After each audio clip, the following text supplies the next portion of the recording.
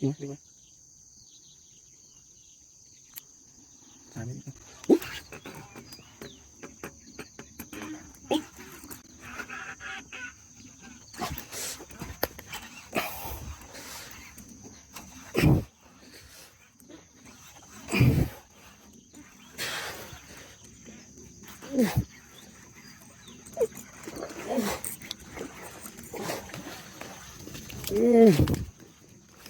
สวยงาม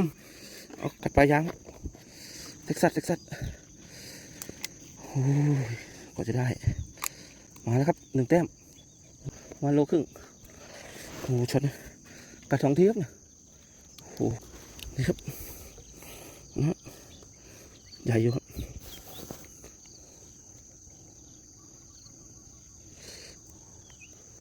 สุดยอดครับนะ